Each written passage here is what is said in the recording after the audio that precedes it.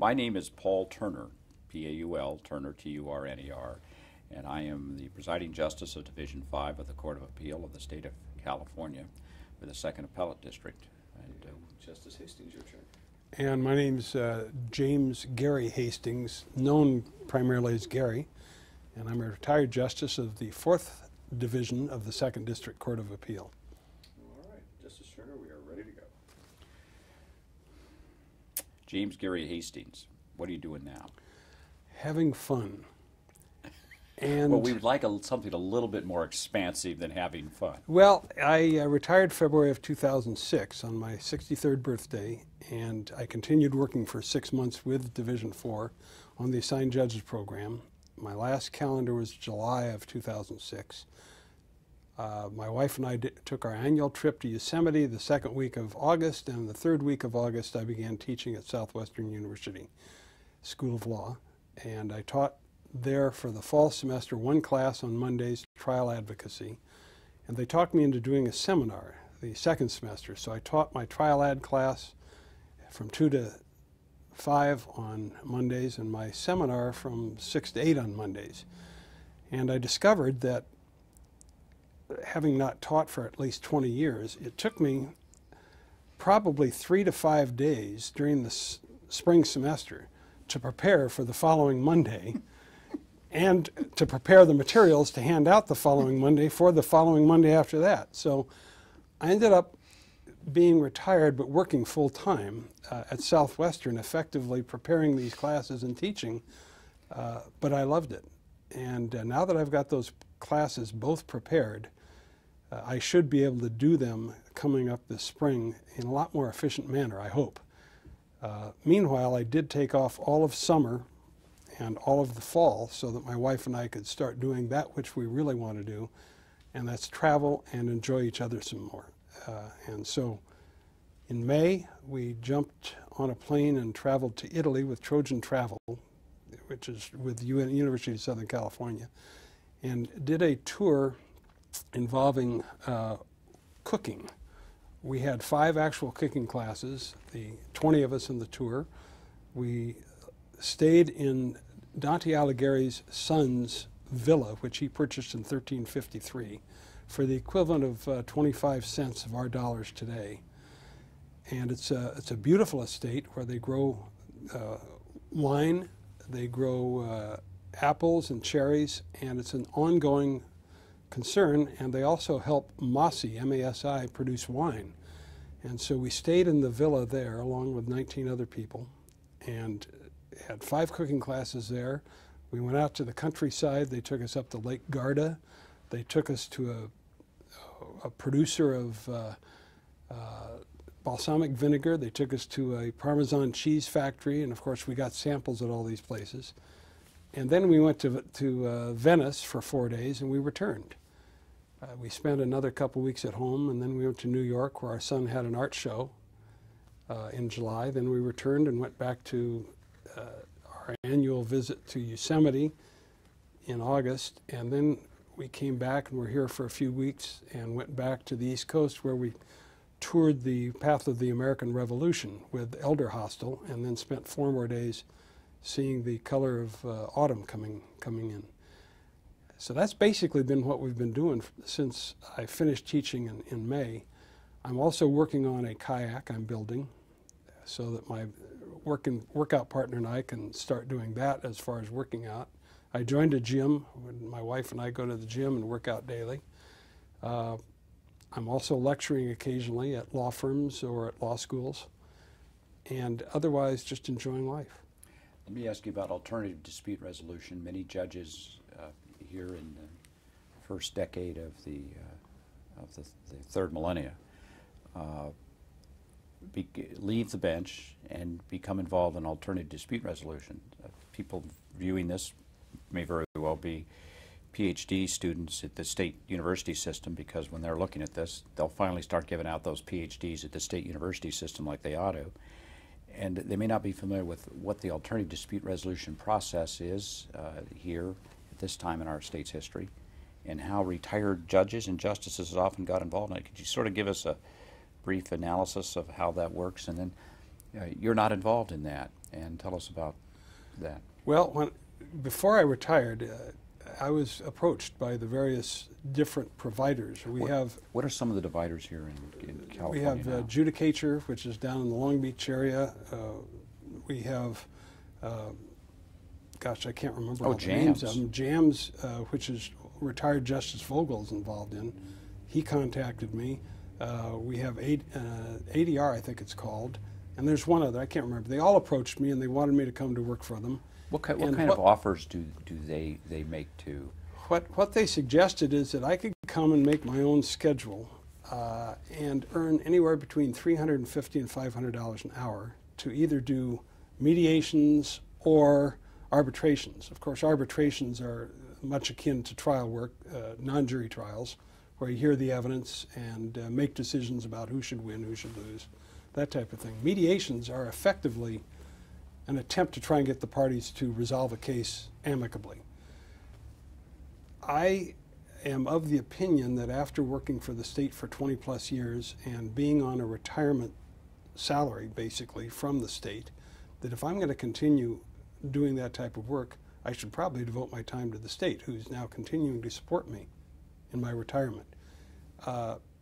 So I decided not to do ADR, private ADR. I did join the assigned judges program because I had to continue working on the Court of Appeal for 6 months after I retired.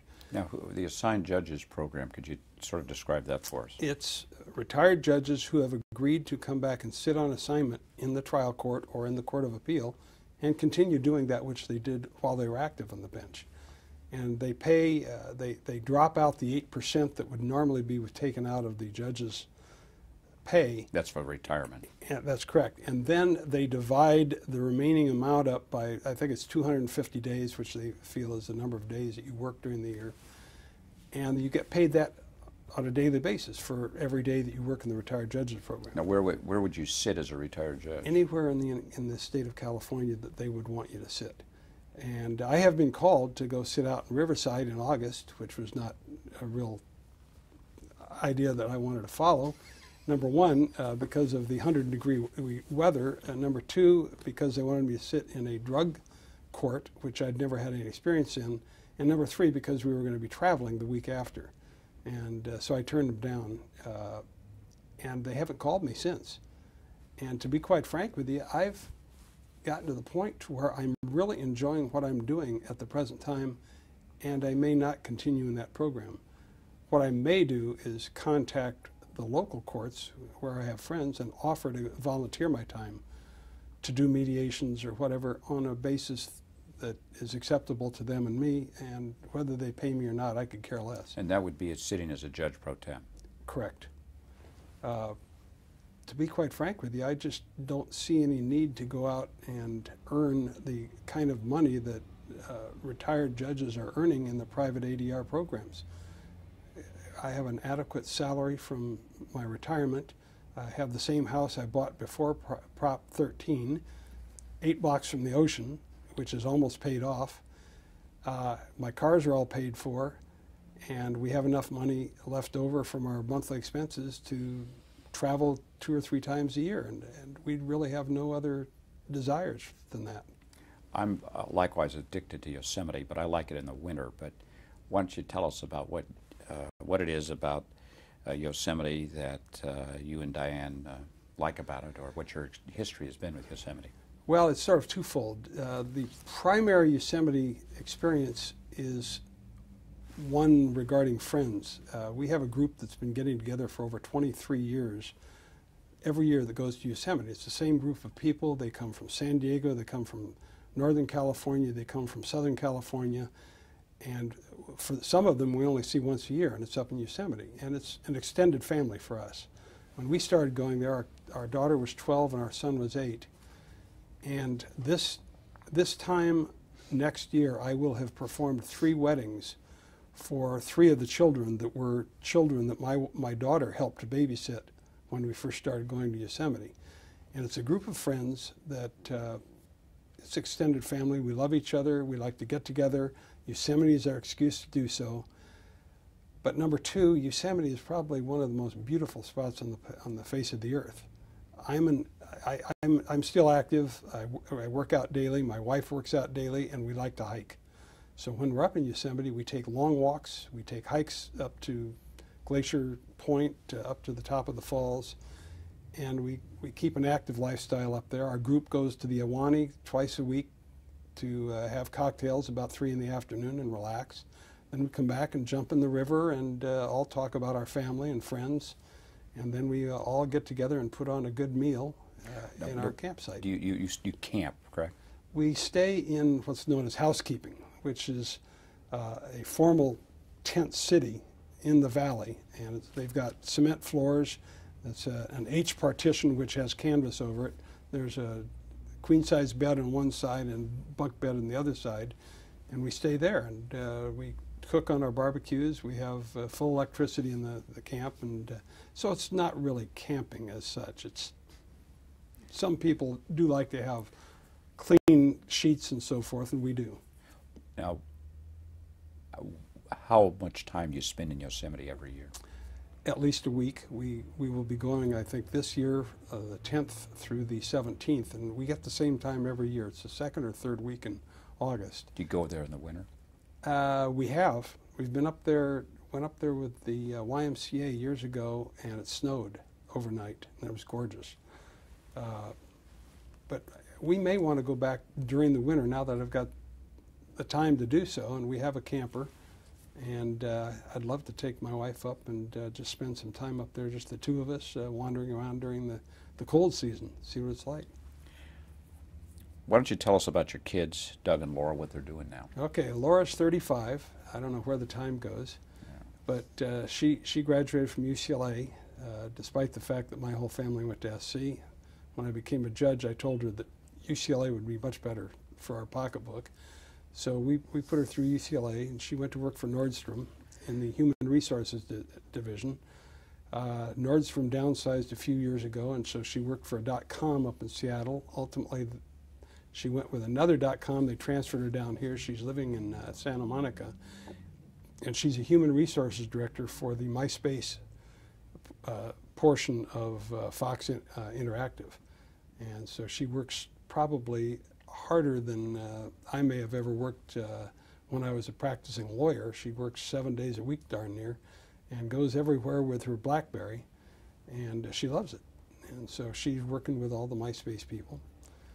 And tell us what Myspace is. Well, as I understand it, and I've never looked at it, it's an interactive online outfit that you can go to, and you can put your own personal information on there, build your own personal web page, and people exchange friends online and learn about each other online. They download movies online, they download papers, whatever you want. You can put it on that, and you have your own web page, and people can look up and find out what you're doing. And that's part of the Murdoch empire. That's correct.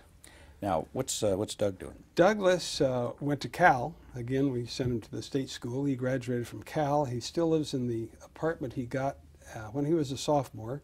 Rent control, pays $700 a month, 2 blocks off of Berkeley. Never got his driver's license, so he jumps on the BART in the morning, 2 blocks from his apartment, gets off at the first stop under the bay in the financial district, and goes to work for Gordon and Reese as a paralegal, where he does whatever menial things they give to him so that he can think about art, because he's an artist. He has his own artistic lifestyle. It's non-representational. He will do large paintings of different colors, and then he will cut those into strips, weave them together to come up with some type of context, or he will cut them into 1 or 2 inch squares and then pin them together and then weave those together. It's a very different way of doing art, and it's something I've never seen before. So he's trying to break into that area, and he would love to stop being a paralegal and just devote his time to art, but he realizes that he has to put bread on the table. Tell me about your photography. My photography isn't as broad as it used to be. I used to have a nice SLR, and I'd go out and take photographs and blow up pictures, mainly of just scenery. A lot of Yosemite pictures, pictures up the coast in Oregon where we've been camping. I've now gone to a smaller digital camera, which I've discovered takes almost as good pictures as an SLR with film. And so when we come back from our trips, I download them onto the computer, and I'm starting to print those out now. Whether I'll ever get into photography other than just for printing my own stuff for my home, I don't know. But one of my brothers does sell his photographs out of Colorado. Your chambers here at the Court of Appeal, what did you have on the wall? I had a number of photographs from years and years ago that I'd taken when the kids were growing up. There's a picture from San Francisco. I had some photographs from Yosemite. Those are the ones that, thinking about it now, that really, they stay in my mind. Part of that may be because of my affectation for Yosemite, but anyway, go ahead. Yeah, and just places we had been, and I moved all those home, and now we have a split level home.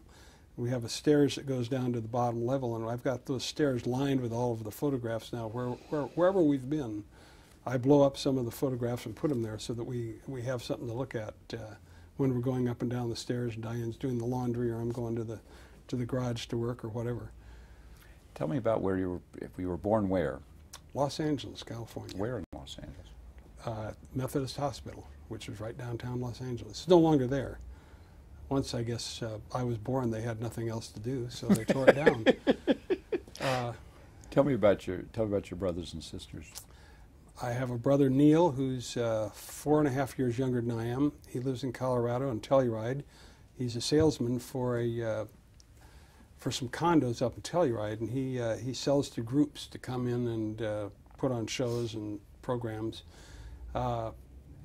Dean lives up in Big Bear. He worked for the YMCA in Big Bear for years and ran Camp Big Bear until they decided they were going to turn it into a conference center, and so he stayed up in Big Bear after they let him go.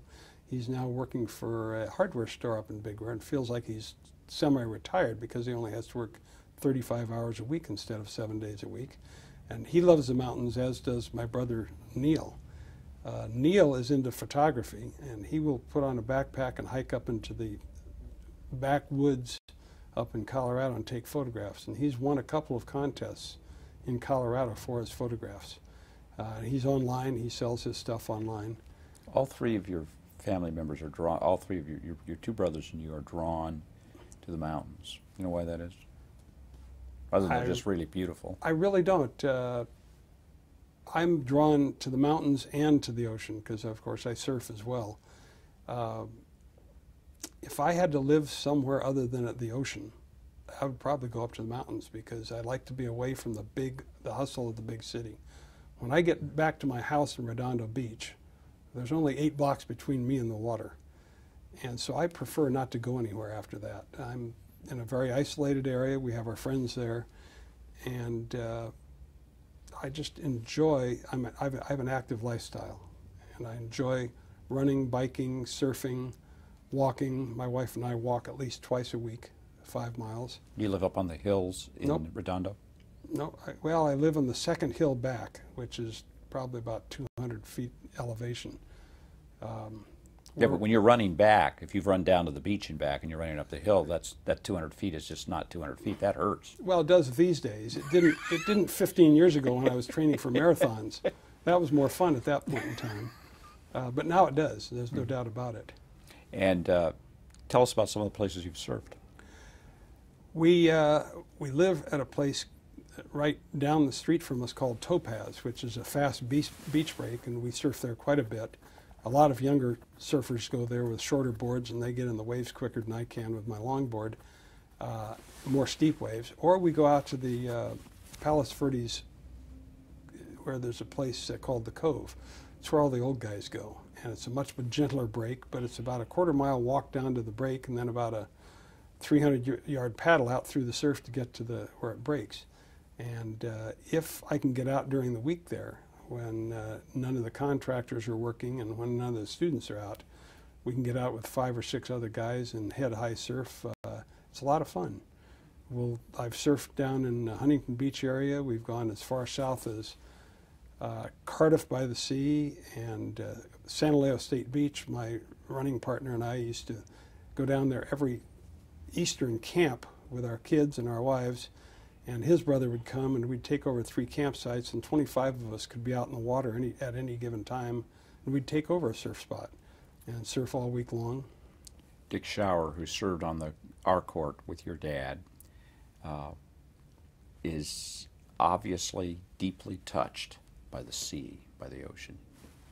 Similar feelings, or are you more into the thrill of standing up on a board and racing towards the beach? No, both. When I was at least 4 years old or 5 years old, my parents used to take us down to the beach all the time. And I remember wading out into the surf in Laguna Beach one day when the surf was probably double overhead. And my dad said, well, go on. All it can do is knock you down. And I went out, and he was right. All it could do was knock me down and roll me under. And from that date forward, I've loved the ocean. When I was in high school, some friends of mine and I went out, and I think we got the 2nd rounds of certification for scuba diving that the state handed out. And so from my junior and senior year in high school, we would scuba dive all summer. At the end of my senior year of high school, I learned to surf, and so I surfed for 2 years until my brothers, when I was away at college, got my surfboard out and broke it. And I stopped surfing until I became a judge when I had more time, and my son wanted to learn how to surf. Went back out, learned how to surf again. That was in 1986, and I've kept up ever since. And I love being in the ocean, around the ocean, on the ocean. My dad owned a boat from the time I was 21 until he sold it to our law firm in 1979, and we continued owning the boat, and we had a mooring over at Catalina at Long Point, and we used to love to just take the boat over there, sit there for a week, swim, snorkel, and relax on the boat. In fact, when my dad was still active on the Court of Appeal, he used to take his briefs over there and sit down and read all the briefs for a week and write up his tentative thoughts on them, then come back, and then he'd actually do his work in the office. I didn't do that because we got rid of the boat when I became a judge, and that's when I bought the camper. And so I would start traveling with our camper on land instead of on the ocean. And once I became a Court of Appeal justice, wherever that camper went, my briefs went, as did my laptop computer. And you'd be surprised how much work you can get done when you're just sitting around a campfire relaxing and reading briefs for fun, so to speak. You know what I'm talking about. Sometimes it's almost like Christmas to open up a set of briefs that are done well. Other times it's like torture, but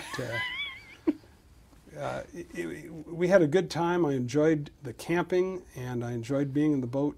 And I'll tell you what, if I have a hectic day on the bench, for example, I was in the trial court, you know as well as I do in the trial court, when you go home at night, you're much more frazzled than you are when you're in the Court of Appeal, because the pressure on the trial court is different. I could go home at the end of the day, grab my surfboard, my buddy and I would paddle out at the cove, watch the sunset over the ocean, watch the moonrise in the east, and all of your cares just flow away. Whether you catch a wave or not, just being out there, sitting in the ocean, watching the seals come up around you, it's a wonderful catharsis for getting rid of tension. Tell me about your mom and dad. I was very fortunate having the parents that I do. My father and mother married in June of 1941. I was born in February of 1943, and my father was on a four-stack destroyer going down the Mississippi River at the time. My mother was in South Pasadena with her mother, and I'm told the first time I met my father was in New York when his destroyer put back in after going down to South America and back up. I don't remember that, of course, but I'm told that I was taken up to the top of the Empire State Building, and I looked out over the city, and my dad was in his naval uniform, my mom was there, and they actually have a picture of it.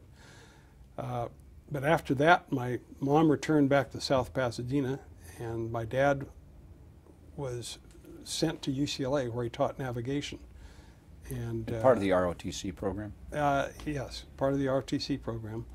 After the end of the war, he was discharged, and he stayed in the reserves.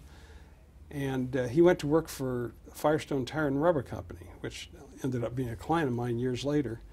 And he discovered, however, that he didn't want to continue working for someone else. So his father, who had been a lawyer and was a lawyer at the time, he decided to go to law school. So he went to law school at Southern USC. Meanwhile, my mother, along with her mother, ran a nursery school at their residence on Rollins Avenue, which was just down the street from South Pasadena High School.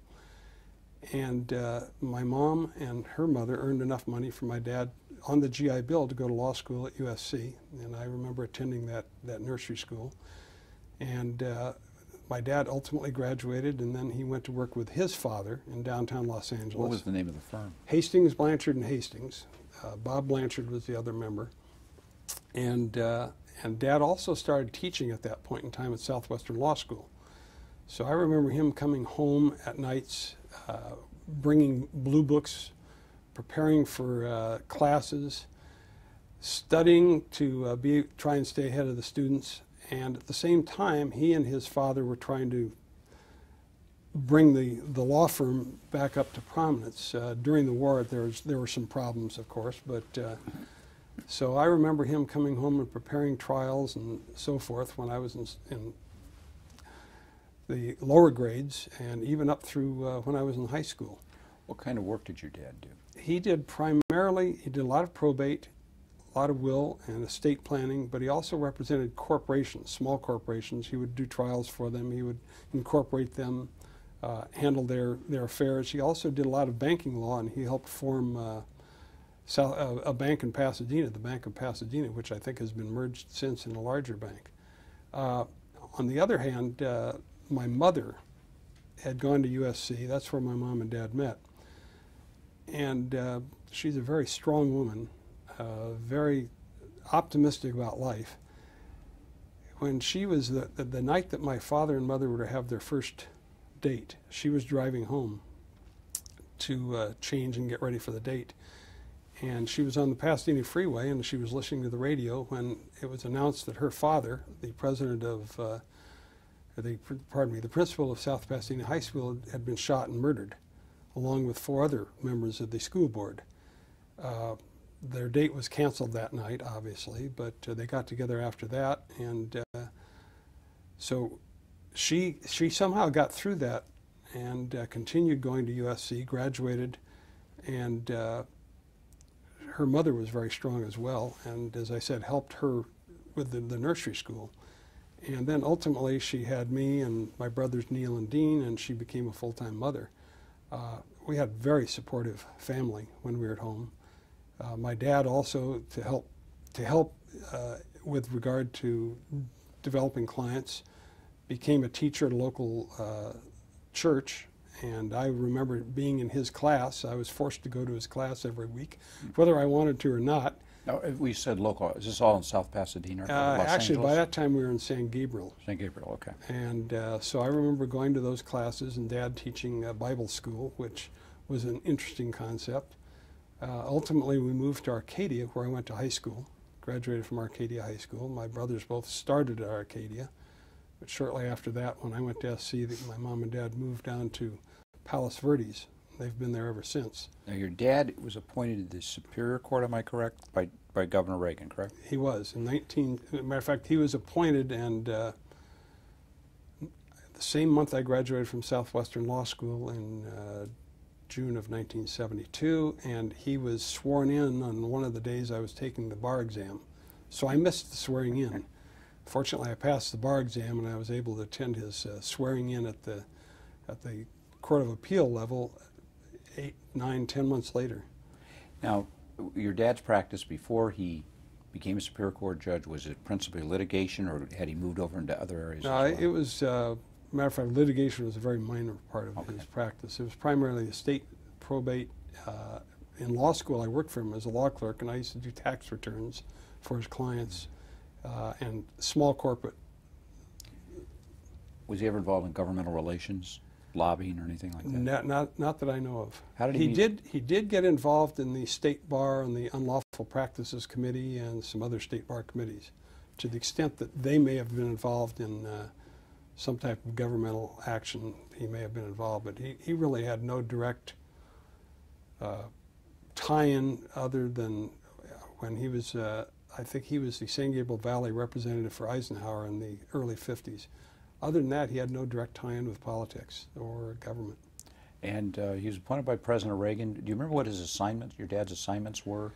He was first assigned to the civil division in downtown LA, and that's where he sat until he was elevated to the Court of Appeal with less than a year after he was first appointed. He wanted to get to criminal, but they didn't have time to get him there. So he did mainly just civil trials. So he's appointed to the Court of Appeals, 2nd Appellate District, Division 5, the premier appellate court in America. At that time. And so,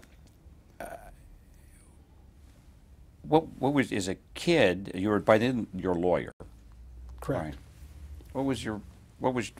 How did you find out that Dad's going to be on the Court of Appeal? I recall that he contacted me and said, well, Governor Reagan has asked me to go on the Court of Appeal. I said, fine. I was involved in just learning the practice of law at that point.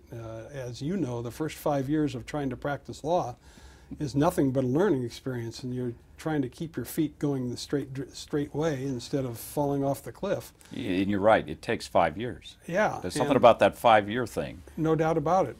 It wasn't until after 5 years of practicing law, and I was with a trial firm, that I realized, I thought maybe I knew what I was doing. And it was only then that I was able to sit down and try and figure out how to better try a lawsuit. Of course, the National Institute for Trial Advocacy teaches that to you now, and I'm involved in that, and I work with them. I wish they'd had that back when I was beginning practice. Let's go back to high school. What did you do in high school? I had a good time. I wasn't really a student that much. I think I averaged around 2.7 grade point average, mainly because I showed up every day. But I was also, I had played Little League baseball. I was involved in sports all throughout my life. And I ended up on the tennis team in Arcadia High School. So for 3 years I played tennis. I went to football games. I went to school every day and managed to squeak out a 2.7 grade point average. And my parents told me I should go to college. It would be the most fun years of my life. And I thought, okay, well, why not? If it's going to be fun, I'll go to college. And so we applied to USC, and I got in at USC. Now, what did you major in USC? I started out in poli-sci, ended up in business because I really wasn't too good at languages and some of the classes I had to take at poli-sci, so I transferred over to business. And true to my parents' prophecy, I was having some of the most fun that I've ever had in my life, and I flunked out after 3 years. What happened is that in the end of my sophomore year, my grade point average fell below 2.0. Well, this is a time that the Vietnam War was just getting underway, 63 or 64. Because my grade point average fell below a 2.0, I was reported by the school to the draft board.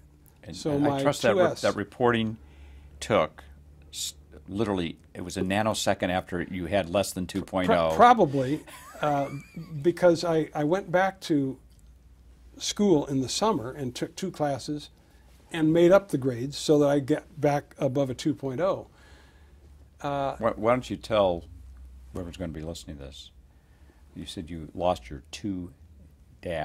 Right. What is a 2-S? That meant that as long as you were an active student in college, you were deferred from the draft. Okay, and when you no longer were a 2-S, then I became eligible to be drafted and go to Vietnam. That's a 1-A. That's right. And so I got my grade point average up again. It would have been after my junior year, because I got back into school, and the next thing you know, I got my draft notice in the mail halfway through the fall semester. Now, did you have to have a draft physical? Yes, I did. And where did you go for the draft draft physical? Turned out that I had that draft physical on the first day of my finals in downtown Los Angeles at the old building right near Los Angeles and 11th Street. I can't remember the name of it. But believe it or not, I flunked the physical.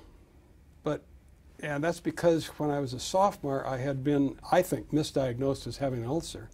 And they were still being selective back at that time. It was called the selective service. That's right. And so they told me they didn't want me.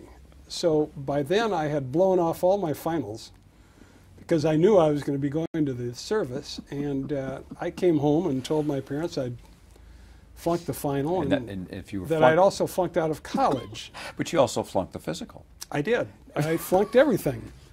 And you were then rated 4-F, is that right? I was. 4F, meaning not qualified. Right. Well, so I started working out, and I went back to the doctor and got a letter from the doctor saying that my ulcer had been cured. I signed up for Marine Corps. I was going to hopefully go to their warrant officer training to learn how to fly helicopters. And fortunately or unfortunately, depending upon whose view, they still wouldn't accept that from my doctor, and they said I was still 4F. So what year is this? 1965. And so they wouldn't take me. So at this point in time, I'm out of USC. I only have 32 units to graduate. I'm down 28 units below a C because I didn't take any of my finals. So I went to work at a hardware store in downtown LA. I was working there during the Watts riots. Was there any damage to the store during the? Oh yeah, they broke into the store, broke all the windows, went in, and there was a gun portion of the store. They looted the guns, the ammunition, and so forth. Was that investigated by the police department, or did they? Was there so much chaos that nothing got investigated? So much chaos, nothing got invested. By the next morning, the National Guard had come in and taken control, so we went in and boarded up the store. But then, for some inexplicable reason, the National Guard pulled out, and they started looting again. And I decided maybe that discretion was a better part of valor, so we left. And those riots went on for another week or two. And I remember... Where was this store located? 31st in Vermont, just 2 blocks from where I lived, my apartment. And I stayed in my apartment the whole time. And I remember running, we had police roadblocks, and I remember going out and buying beer with my friends from college and running the police roadblocks, going down to the beach. It was during the summer. And so ultimately, we got the hardware store going back, and I decided to move to Manhattan Beach, where great lifestyle. You know, we were told stewardesses lived there, and again, I loved the beach. So we found a place about a half a block from the ocean at the beach and started having a good time. Who's the we here? My best friend from high school. But then he decided after he had flunked out of Arizona that he was going to go back to school, so he left. And I had another guy move in that I met down at the beach. And the two of us were living there, and he decided to have a... this is a way of getting around to how I met my wife, who was the one that saved my life, of course. He decided to have a party for his girlfriend and bring a bunch of girls over. And my wife was one of the girls that came by, and from the moment I saw her, that was it. But and I was going to El Camino College to try and make a couple grades back up, and she was working at El Camino College. What did she do at El Camino? Do you remember? She worked in the. She was going to Long Beach State and working in the accounting or in the department where they do the advising of students. And she worked there from noon until 9 o'clock at night. She went to school in the mornings. And so I got to know her, and I asked her out, and our first date was on her birthday in 1967, May 4, 1967. And by June, I had somehow proposed to her, and the next January, we were married. And she was almost a 4-point student at Long Beach State, and at that point in time, I realized that I had to do something with my life. What was her major at Cal State Long Beach? History. And that's, as a matter of fact, I'm very involved in history now. I've gotten involved because I started reading some of her textbooks, which she thought was boring. But I digress. What was her maiden name? Lyon, Diane Lyon, Lyon. Because I went to Cal State Long Beach at the same time. And I got both pistons pounding, steam coming out of my ears, trying to remember if I met her. She was a fairly quiet type person. She would have been the one that went to school. She didn't live on campus. She went to school with her friends, came back, studied. As I said, she was almost a 4.0, so she shamed me into going back to school. I got my grades up a bit at El Camino, went back to USC, and I remember... El Camino's located in Torrance. Torrance, correct, South Bay. I remember going back and talking to Dean Himstreet, who was the assistant dean of the business school. And I said, I've had a cathartic happening. I've met the girl I want to marry. I'm going to get married. I realize I need to get my act back together.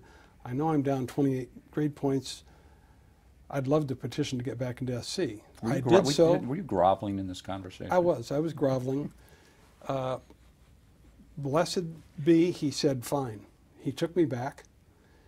As I said, I had only 32 units to take. I got 7 A's, a B, and a D. And the D was, of course, in statistics, which I had at 8 o'clock in the morning. And I had to drive from Palos Verdes every morning down to USC. And that brought me back up to 2.00001. And I was able to graduate. That is .0001 higher than the GPA of Secretary of State Colin Powell at the city, at that time City College of New York. Well, I'm in good hands then. Both you and he changed. Now, so you graduate. Now, do you know what you want to do? No, I was going to become a president of a company, of course, because I was in the business school at USC, and they teach everyone to become presidents of companies. So I went to work for Alcoa in downtown Los Angeles. And what did you do when you were working for Alcoa? I was called an in-house customer service representative. I had 3 salesmen that worked out of our division, our office. And I had a staff of 4 gals that did input on sales. And I was the in-house person, and if any problems came up with customers, they'd call me and I'd work it through the gals, and we would contact corporate or where they would process the aluminum, and I'd take care of those problems. And the salesmen, of course, were out selling product. Well, I had a boss at Alcoa that was on his way down, and he was, I thought, someone I didn't want to work with the rest of my life. And I discovered that in big corporations, just as my dad had years before, that might not be the way to go. Well, he had been bugging me ever since I was a kid that I had to become a professional lawyer or something like that. His father was a lawyer. His father's father was a lawyer and a dentist. And, of course, I wasn't going to believe any of that. And so I wasn't going to do what he wanted me to do until my eyes were opened, of course, after working for Alcoa. So I went to Diane in May of 1969, and I said, this is a no-end situation. Maybe I should go to law school. And she said, I have no problem with that. I'll put you through 3 years of law school. She was still working at Southwestern. I mean, at El Camino, pardon me. So I applied to Loyola and Southwestern, which were the only 2 schools still open for taking students. And I remember getting acceptance from Southwestern. I don't remember if I ever heard from Loyola, but the dean at Southwestern at that point was Wildman. He just started, and they had just obtained their California accreditation, and they were going to start a full-time day program. So I thought I was going to end up going to the night school at either Southwestern or Loyola for 4 years, but when I found out I could do it in 3 years, I jumped at it. And so I entered Southwestern in the fall of 1969. And scared to death that I was going to flunk out and my wife was paying the bill, I studied like I'd never studied before. Somehow I ended up #1 in my class at the end of the first semester and at the end of the first year, and remained that all throughout my career there. So I got a good foundation and surprised the hell out of myself that I was able to study. Was it, looking back on it, did you develop a greater level of self-confidence at the end of that first year when you realized I can hack this academic side of life? No doubt about it. As a matter of fact, I had developed that confidence at the end of my career at USC, because as I remember, I said I got 7 A's, a B, and a D. I found out that I could excel if I really put my mind to it. So when I got into law school, I really didn't know what I had facing me. So I just worked my tail off, and to my surprise, ended up as well as I did, and that gave me a whole bunch of confidence. You became the editor of the Law Review, is that correct? Correct. Tell me about how it is, the process by which Law Review articles were prepared in the years that you were at Southwestern. Well, they weren't my first year because we didn't have a Law Review. What happened is that at the end of my freshman year, first year, my 1L year, the dean contacted me and asked to meet with me. And he asked to meet with some other people, Stan Getz, Larry Greenberg, Mike Singer, one or two others, Dick Durant. And he said, I'd like to revive the law review that Southwestern had begun back in the early teens of the 20th century, when at one point in time, Burke had been, I think, the editor of the Law Review, who had been on the Supreme Court of California. So Stan Getz agreed to become the editor-in-chief, and they made me a notes and comments editor. So we started from scratch. We went out and recruited people. We contacted people out in the industry to submit articles. We got students to write articles. We had no idea what we were doing. And in fact, the first issue wasn't put out until after the editor-in-chief and the other third-year students graduated. And it was I automatically became editor-in-chief. They just made me editor-in-chief because I'd been the notes and comments editor. Now, how would you physically prepare an article? Well, I wrote an article on People versus Anderson. Now, did you write it out with, how did you, a physical act preparing the article? Fortunately, the best class I ever took in high school was typing. So I was very good at typing. I typed all my exams at law school. I typed my bar exams. So I would type out an article on a typewriter. Of course, you had multiple onion skins and erasers and so forth. On the other hand, if I wasn't typing, I would cut and paste and handwrite. And then, of course, we'd do the editing, cutting and pasting and so forth. It was, of course, long before computers, and I got used to doing that. But so at the end of my final year at Southwestern, we'd put out the first volume, and we were in the midst of the second and third volumes when I graduated. Now, how did most of the persons who wrote law review articles or notes or whatever, how did they do that? Did they write it out in longhand and then they would type it up, or you had someone who would type it up for them, or how did that work? They would submit them in typewritten form. We didn't want them in handwritten form because we couldn't read half the stuff that we got in handwritten form. So one of our requirements was that it be submitted in typewritten form and more than one copy. So now, by the time you were in law school, did you have photocopy machines? Yes. All right. What would happen? I'm not that old. When inside the photocopy machines were the ones which were the reverse photocopy, which is when I started. Some of them were. Right, and tell us what the reverse photocopy would look like. The wet page. We'll talk about the wet. Describe the wet page. The wet page. You would put the item that you want to copy on top of the glass, and then out would come a limp, wet page, which you'd have to let dry, and it smelled like hell too. And then we would use those to cut and paste. At the same time, some of the better copying machines were being purchased by the Southwestern, and we were able to use those as well. So it got a little easier. Did you ever have the ones where the background is all black, but the typewriting was white? No, but I saw those. I saw numerous of those, but never had to worry about those. Now, you would get the. You'd get the, I guess we call it a draft of the note or the article. Correct. Right? Now, someone had to edit it. That's the reason they're called editors. Yes. Tell us how that was done. Well, if you can imagine, here I am as a note and comment editor, and my third year as the editor-in-chief. A second or third year law student getting law review articles from professors, lawyers in the field, and we would sit down. We students would sit down and read the articles and research when necessary and decide when this practicing lawyer, this professor, was saying something wrong or how it could be said better, and we would suggest changes. It was rather arrogant of us at the time, but we didn't know any better.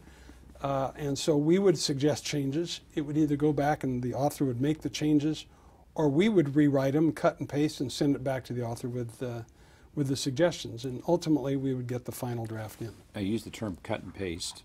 In the computer age, we know what that is, but before computers, BC, tell us how you'd cut and paste. you would make a photocopy of the article instead of using the original. And if there was any extraneous material in what the original had, or if maybe the organization wasn't proper, you would take scissors and you would cut out paragraphs or sentences and rearrange them by pasting them with tape or library paste, which by then didn't taste as well as I thought it did back in the third grade, and rearrange the article.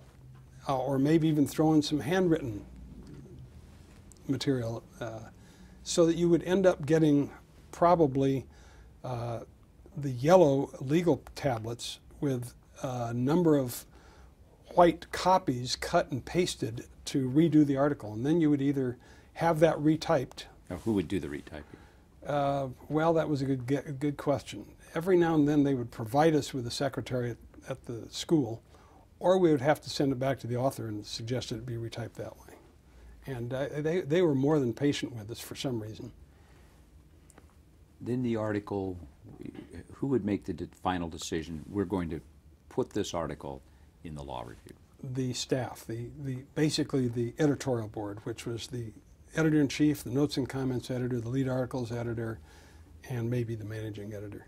Now, at some point, you, by coup d'etat or otherwise, become the editor-in-chief of the Southwestern University Law Review.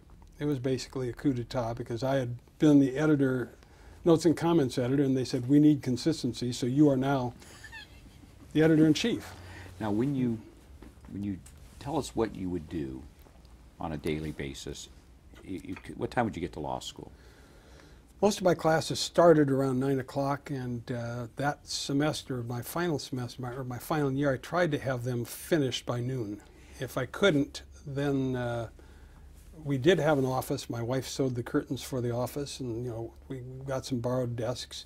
And I would go up to the office, and we would work in the law review office, either studying for classes or working on law review. And we would have our staff members would come in and leave on whatever basis they could. They would work in the libraries, and we would review input articles that would come in. We would work with the notes and comments editors, and it was I was there probably from 8:30 until 4 in the afternoon every day, and then I'd go home and try and study in the evening. Because Diane worked, fortunately, still at El Camino until 9 o'clock at night, and so that gave me the time I needed to study. And when you graduated from law school, take the bar. Describe where the bar exam was held. I took it out at Glendale College in the typing room with my old 1945 portable Royal typewriter. I drove from Palos Verdes every day, leaving at 6 to get down there, and went in, took the bar, 3 days worth. That was the first bar, as a matter of fact, that they had the multi-state. So the first day was all writing. Second day was multi-state. The third day was all writing again, 3 full days. How'd you prepare for the bar? I took the bar review course. Josephson had started up a bar review course in the year that I was my last year in law school. And he was just coming out to the West Coast, and he was looking for people to represent it. And he heard of me and came to me, and I agreed to represent and sell his bar review course at the school, which I did, and then I got the course for free. And so for 6 weeks I went down to the Masonic Hall, I think it was in downtown LA, and attended lectures, did writing practice. Every day when I wasn't down there, I went over to El Camino College and sat in their library and worked on the various classes that I had to take. How many weeks did you spend with that regimen of just studying for the bar? 6 weeks. The problem was that we were still trying to put out another version of the law review, so I was, during a portion of that 6 weeks, I was still working over the law review office after I'd graduated to get that out. But I think the last 4 weeks before the bar exam, I spent the whole time on the bar exam. I'd go to the library at El Camino College at 9 in the morning, take my running clothes. At noon, I would go to the track and run 3 miles. Take a shower, come back, and start studying again from 1 o'clock until 4 o'clock. I'd go home, eat, jump on the freeway. We lived in Gardena at the time. Drive downtown, take the class from 6 until 9 at night. Same thing the next day except for weekends. On weekends, Saturdays, I went to USC games. Sundays, I studied. Did you know, at some point in that process, did you get confidence to know, I can win this thing, I can pass the bar? I had no doubt I was going to pass the bar for some reason. The way I studied, I got everything down onto it. I've got all my classes outlined, all the courses. I got all the concepts into an outline that could fit on a 3x5 card. I would then make sure I knew what those 3x5 cards said, and when I would go into the bar exam, I would look at the problem. And this is on the writing portion. Was it a contract problem? Was it a tort problem? If it was a contract problem, then I'd take my scratch paper and I would regurgitate those items from that outline onto a piece of paper to bring it to my forefront. Then I would read the problem. At that point I could spot the issues. Then I'd spend the last 15 to 20 minutes typing the answer. And I had developed that before I took the bar exam. And when I left the bar exam, I went home, and I remember going out to dinner with my parents. My dad said, "How'd you do?" I said, no problem at all, I passed it. Of course, that was the end of July, and by November, before I got the results in the mail, I was really worried. But I had no doubt that I had passed the bar exam the day I walked out of it. One thing I did not do is talk to anyone else at lunch about any of the questions. Because if you know as well as I do, the moment you start talking to someone, they're going to say, well, that wasn't a contract question, that was a real property question. Then you start having doubts.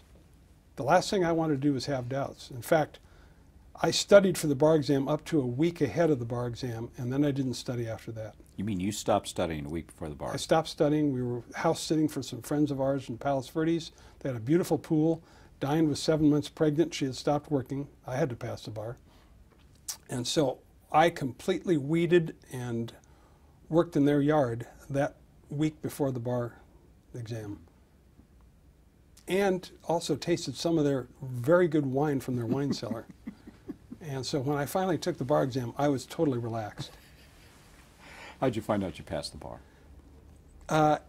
That's an unusual situation. Normally you get the package in the mail. I was working at Belcher, Hinsey and Beagons by then. And I went down on a Saturday because I had a project that George Hinsey had told me that I needed to have done by that following Monday. Could you spell their names? Belcher's B-E-L-C-H-E-R. B-E-L-C-H-E-R. Hinsey is H-E-N-Z-I-E, and Beagons is B-I-E-G-E-N-Z-A-H-N. And I got there on Saturday at 7 in the morning, which was I usually did because Frank Belcher would get in at 7 and expect the coffee to be there. And I was hired to work with Frank. But this was Saturday, he wasn't going to be there. 7:15, the phone rang in George's office. I was in the library next door. I went over and answered it, and hello, is George Hinsey there? No, he's not. Who's this? I said, this is Gary Hastings. He said, oh, Gary, and I can't remember his name right now. This is so-and-so, and I'm on the bar examiners. And George had asked to let him know as soon as I knew whether you passed the bar, and you passed the bar. And this was Saturday before Thanksgiving. And and so I said, the hell with working the rest of the day, and I got in my car and drove home. I was home by 8 o'clock, and I told Diane, I said, I passed the bar. She said, how do you know? I said, I told her the story. Now, by then had Douglas been born? Is that right? No, Laura had been born by then. Laura was born September 21 of 1972, and I was sworn into the bar in December of 72. Tell us what kind of practice you had as a lawyer at the Belcher firm. Well, Belcher was basically a small trial firm. They had 7 lawyers when I joined them, 6 partners, and an associate, John Curtis. I was another associate, the second associate, and they represented State Farm Fire and Casualty Company, Firestone Tire and Rubber Company. They had medical malpractice defense. They did some divorce dissolution work. George Hinsey did probate and estate planning. But I was hired to help Frank Belcher represent Howard Hughes and then Hughes Tool Company in a lawsuit brought by Noah Dietrich against Howard Hughes for defamation, which was the sister lawsuit to the Mayhew lawsuit for defamation, which was brought arising out of the Clifford Irvine autobiography, where Howard Hughes had done a phonographic telephone news conference where he denied that he'd worked with Clifford Irving and that a lot of what Clifford Irving said were lies. They had asked Howard Hughes about Mayhew in the interview, and he said he was a crook, a low-down, rotten son of a gun, and so forth.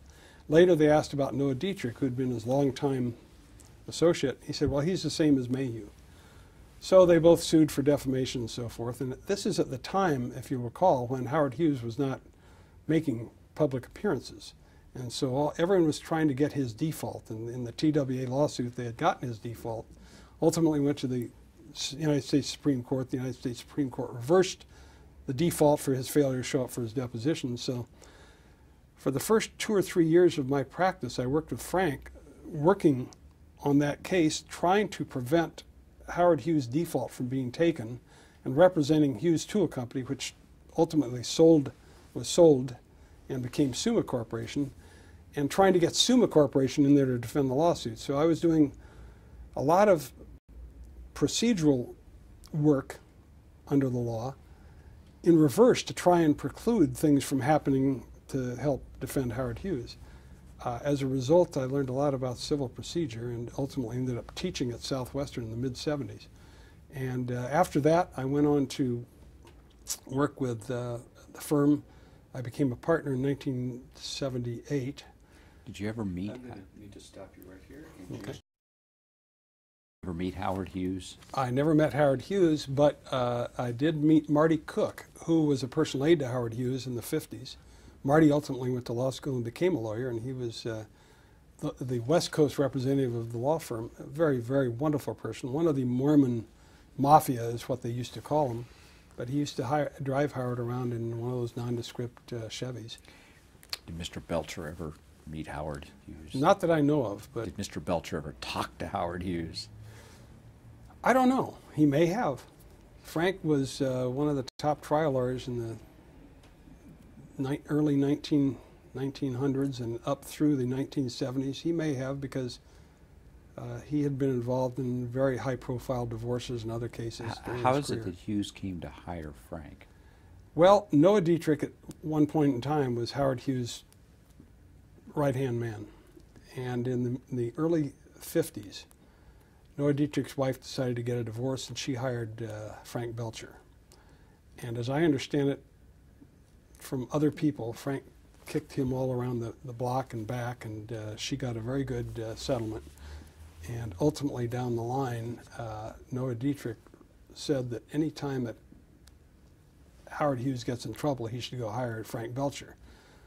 Well, and that, of course, turned ironically back against Noah Dietrich, because by the time Noah Dietrich is now suing Howard Hughes, they came out and hired Frank Belcher to represent Hughes and Hughes Tool Company. Was there any logic to the way that it seemed at the end of his life he was involved in a lot of litigation? My advice to clients was, you don't want to be involved in litigation. That's my advice too, but it just followed him. He was just that type of person to where it just followed him no matter what. Also, and of course, it was a big company. He had a lot of when I say high risk, I don't mean to say things like stock fraud, but he had a lot of high risk business ventures. That's right. And companies. Exactly. And he was recluse. And so people thought, of course, that they could probably sue him, and if he wouldn't show up for his deposition, they'd get an easy judgment. Do you have any other cases when you were a lawyer that stick out in your mind? Well, there's a series of them. By the end of my career at Belcher, Hinsing, Begenzahn, I was involved in all of the Firestone 500 litigation. Back in the early 70s, the car companies all wanted radial tires. Michelin made the best radial tires in the world.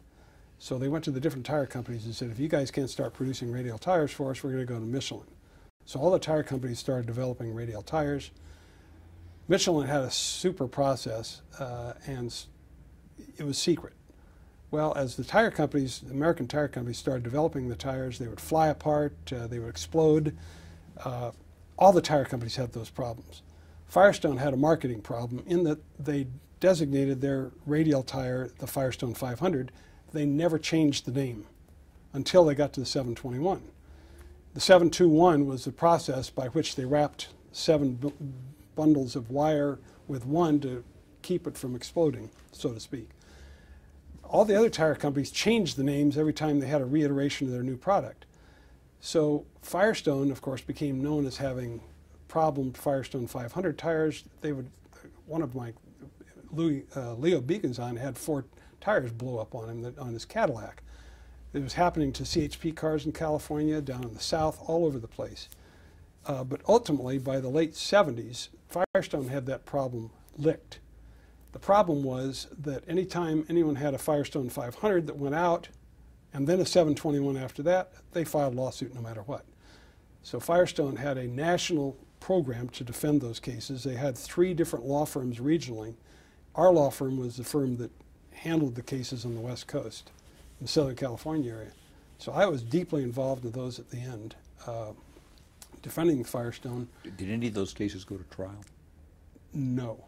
We were able to settle most of them. But that didn't mean that I wasn't working 6 and 7 days a week to prepare cases to go to trial against the likes of Ned Good and Dan Cathcart and Brown Green and Art Hughes, all the major players in the personal injury field. And it was in the mid-'80s that I was getting worn down doing that I learned that there was 11 new openings had been made for the Superior Court in LA County, that maybe I should apply for one. Tell us how you applied to become a Superior Court judge.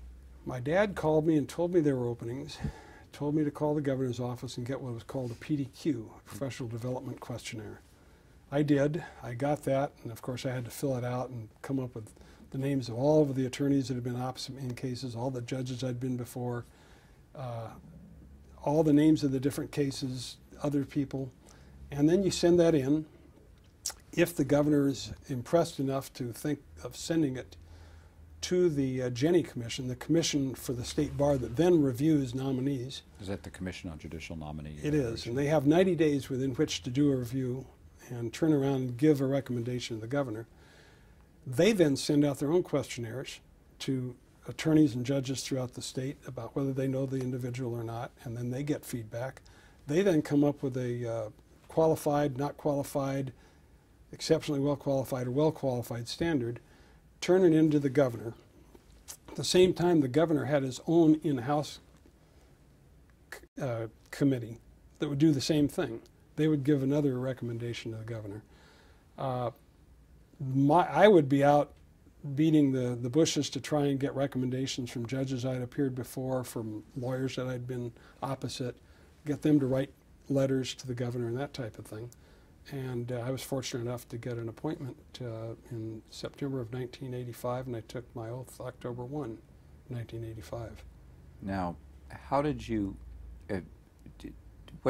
were you ever interviewed by anybody in the governor's office? By Marvin Baxter, who was then the governor's appointments secretary. Where did the interview take place? Los Angeles, in the governor's office.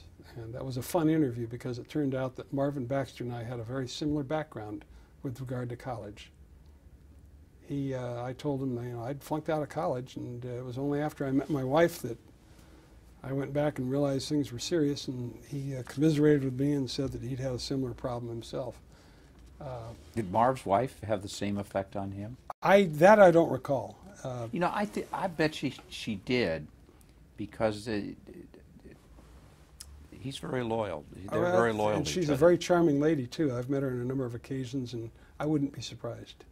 I can tell you this: Governor Deukmejian would be very impressed with someone who allowed his wife or her husband to change their life, because there's no question he'd never been governor without Gloria. Never would have happened. Well, I would never have gotten where I got without Diane. So what else did Marvin Baxter ask you?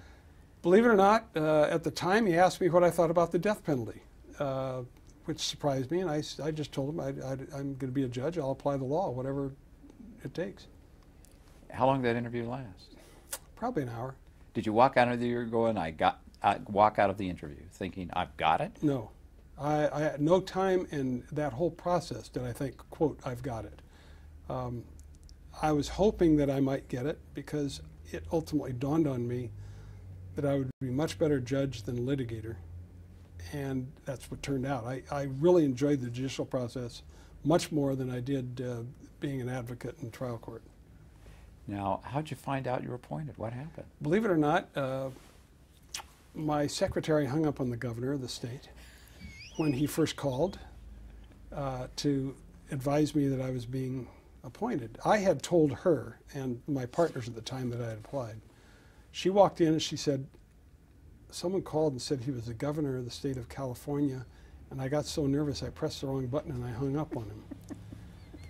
I said, well, you know, if he really wants to appoint me, he'll call back, which he did. He called back in 5 minutes, and I apologized and spoke with Governor Duke Majan, and at that point in time he told me I was being appointed. How long did the conversation last? Maybe 5 to 10 minutes. Very, very cordial conversation. Sounded like a wonderfully warm person. I'd never met him, and he didn't interview me for the position. Was he amused that he'd been hung up on, or does that Yes, happen he all was. the time? No, he was amused. He said, "Don't worry about it. It happens." And the same thing happened in my something similar happened in my appointment to the Court of Appeal. Tell us about it. I was interviewed for that by Chuck Pushigian. And how do you spell Chuck's last name? Capital P-O-O-C-H-I-G-I-A-N, Pushigian. And he and I also hit it off real well because we had kids about the same age, and we talked about my background and so forth. And again, I didn't think I'd gotten the position when I walked out of there, but I really enjoyed meeting him. I met him here in the Reagan building at that point in time in 1993. And so a long time went by. There were 6 openings, 5 people got appointed, and the 6th was left vacant. About 9 months went by, and I figured, you know, no way I'm going to get it. I was sitting in Torrance, and I finished a trial on a Thursday afternoon. They were going to shut down all the phone system on Friday, and so I didn't have a trial on Friday. I checked with the Department A, and they didn't have anything to send to me. This so is in Torrance, right? In Torrance. So I said, okay, I'm going to take the day off. And so I jumped in the car with my wife and my golfing buddy and his wife. We drove down to my condominium, my parents' condominium in the desert, and we played golf, and I came back up Sunday night. And there was a message on the answering machine. This is Chuck Pushigian. Friday morning, I need to talk to you urgently. Can you call back right away? Well, of course, it's Sunday night. I called the number, and no one was in the office. I called back Monday morning. Oh, well, Mr. Pushigian has gone away for a 2-week vacation. He won't be back in the office for 2 more weeks.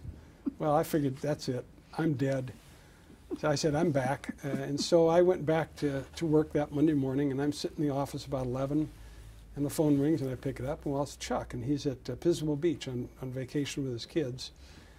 And he said, the governor would like to nominate you to the Court of Appeal. Would you accept it? And I said yes. And we of course talked about what happened Friday and so forth. And he laughed about it, and I laughed about it. And ultimately, I was affirmed by the commission and took my seat on my daughter's 21st birthday, which also was the birthday of then Attorney General Dan Lundgren. No. Wasn't Dan Lundgren? Yeah, it was Lundgren, pardon me. It was September 21st, 1994. I was there. That's right. We talked the other day about big trials. Why don't you tell us about the Gathers, G-A-I-T-H-E-R-S? Well, actually, it's G-A-T-H-E-R-S. It's Hank Gathers. Hank was he was a student at USC along with his buddy. Always fell out in the first round of Yeah. the spelling bees. With his, I can't remember his buddy's name at the present time, but they ultimately transferred to Loyola to get more playing time in basketball, and he was really a good pro prospect. And he and at the time Paul Westhead was the coach. They did a great job of developing that team. But in Gather's final year, during the preseason, he collapsed on the court, and he was just. They determined that he had a heart problem, and that he needed medication. They gave him medication, and it affected his ability to play basketball. He was unable to play at the level that he had been able to play. So, and it's Westhead's style of play, it would be called run and gun. Exactly, run and gun, all up and down the court. Run, and That's gun, correct. gun. And so I was told, at least in the settlement conferences, that what happened is that Gathers and Westhead and others went to the cardiologist and said, we've got to have the medication reduced so he can play to his level. And the cardiologist agreed. And so they played. In his senior year, he played They got to the playoffs, and of course, in the first minute or two of the first playoff game, he collapsed on the floor and died on the way to the hospital as a result of his heart problem. They sued.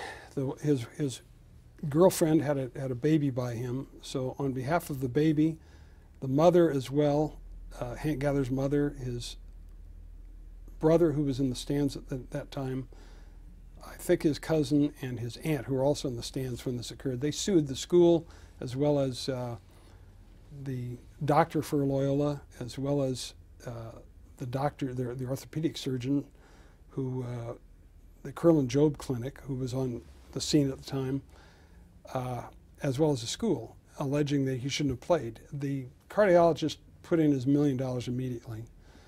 Ultimately, the case came down to a settlement conference in front of me. The school paid another $1.5 million. The child, if I recall correctly, ended up with about $1.5 million in trust. What was the name of the plaintiff's lawyer in that? Do you remember? Yeah, it was Bruce Fagel. He was an excellent lawyer. He was a medical doctor that had gotten his law degree. Remember who was conducting the defense for the various? I do. Marshall Silberberg was for Curlin Job, and Craig Dummett was for ultimately the final defendant. Craig Dummett attended Cal State Long Beach at the same time your wife did. I know he did, and he told me that. And he represented the doctor who worked for Loyola Marymount. The only defendants left at the time of trial were the doctor who worked for Loyola Marymount, because allegedly he didn't teach anyone how to use the defibrillator. It was on the sideline, which they didn't use at the time he collapsed. And the Curlin Job Clinic, who had a doctor on the sideline, and they alleged he should have used it as well. Case went to trial for 3 weeks, and it was a monumental example of good trial lawyering by Bruce Fagel on the plaintiff's side and by the two defense lawyers on the other side. After 3 weeks, the plaintiff rested their case. The defense had requested that the plaintiffs all be present at the beginning of the defense case because they wanted to put them on the witness stand. They refused to show up. And we're talking about the plaintiffs. The plaintiffs. The mother, the son, the brother, the aunt, they refused to show up. Why?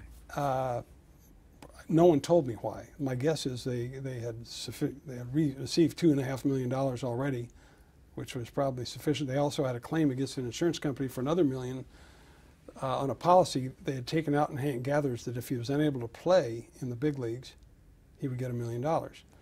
So I think they just didn't want to go through with it. And so a motion to dismiss was made when they refused to show up. And according to the law, if the party fails to show up at trial, the case has to be dismissed. So it was dismissed. Was there any media coverage of this? Well, yeah, the trial was on national television, not on a daily basis. It wasn't like the O.J. Simpson case where the TVs had it on all day long.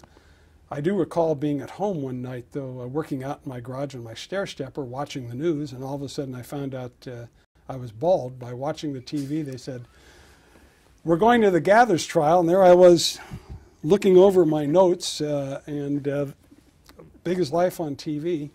But yeah, that was on TV. That was the bald spot. That was the bald spot. And so the record is clear. You and I talked about it shortly after that, and you had absolutely no insecurity as a result of that. None whatsoever. Matter of fact, I ultimately, 7 years ago, decided to shave it all off and the hell with it.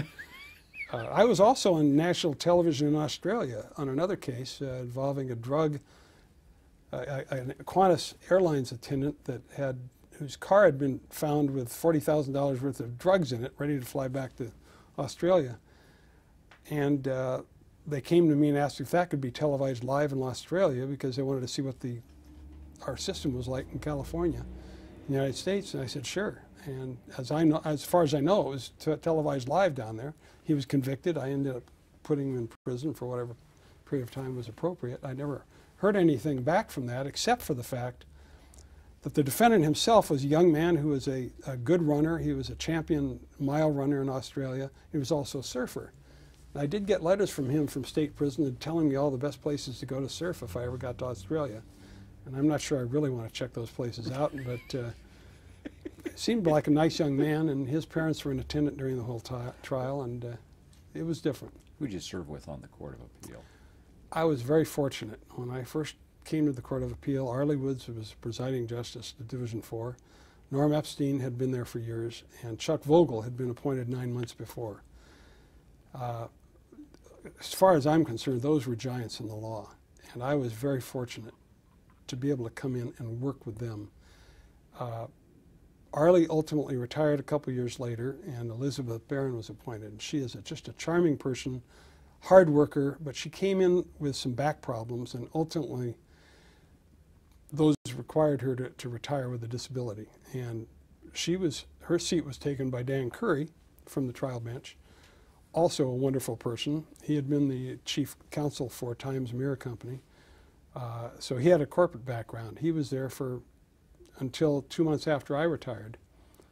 But Chuck Vogel then retired, if I recall correctly, about 2 years before me, and Tom Wilhite was appointed to replace him, and Tom was there for a year or two. All of those people were just wonderful people to work with. It was a very collegial division, and by then was the top division in the United States as far as courts of appeal go. Notwithstanding the fact I was a member of it. Have the janitor come up and clean up the vomit I just put on the floor, but go ahead. But it was a very collegial group. We kept our doors open. If we had problems, we could go in and talk to each other. During the 13 years I was there, I think I wrote 1 or 2 dissents, and I think someone else wrote maybe 1 or 2 dissents on my opinions. Otherwise, we would go in and talk things through, and if it sounded right, we'd make changes. If not, we wouldn't. Any cases that you wrote the opinions on that stay with you in your mind? Yeah, the first one is Vulcan versus Philip Morris, which was involving a person that died during trial from smoking cigarettes because of cancer. It was the first Southern California case where a multi-billion-dollar award was made against Philip Morris for fraud, $3 billion, in fact, for punitive damages. The main issue on appeal that I worked on, and I had a research attorney, Catherine Bennett, that just did a dynamite job, and it was a 6-month trial.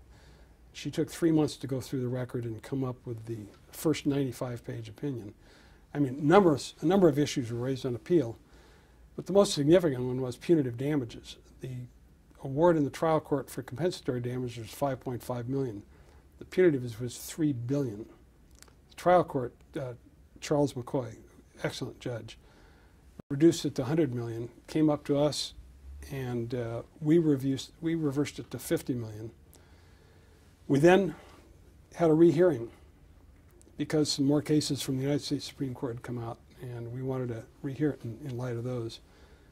We again held to our $50 million, and ultimately the Supreme Court of California and the United States Supreme Court never took it, and that stands today.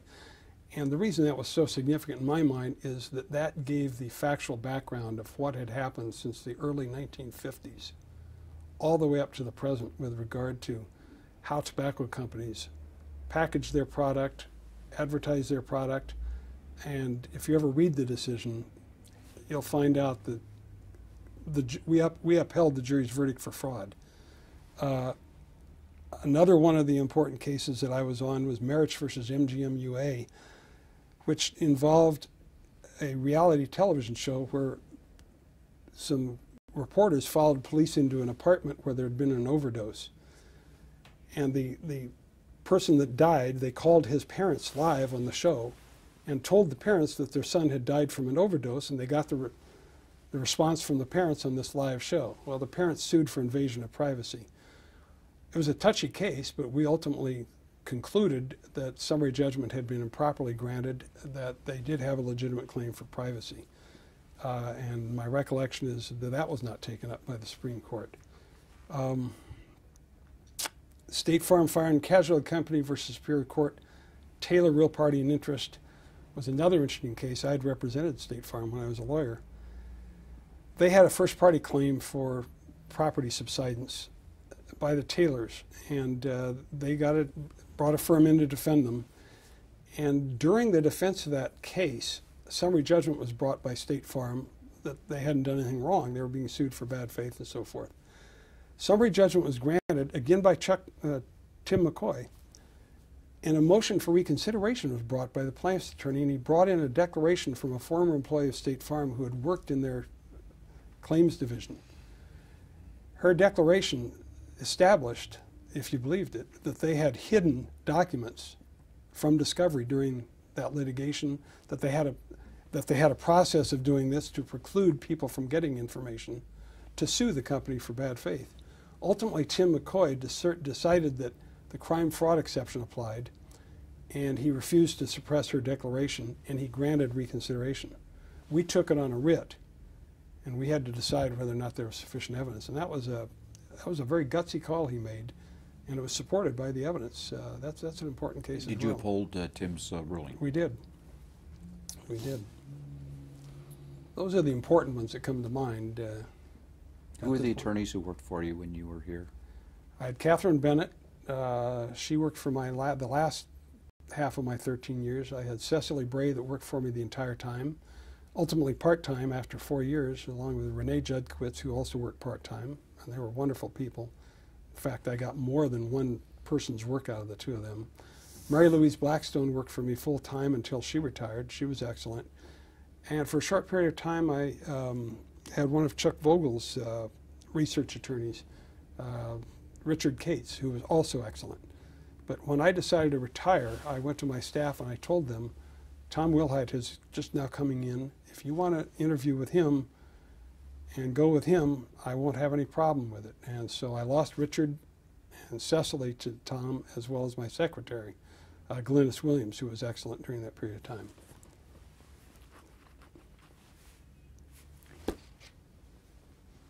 Want to call it a day? Well, I probably should. I've got to get over to Southwestern to help with them in their moot court program. Have you gotten everything you wanted to get?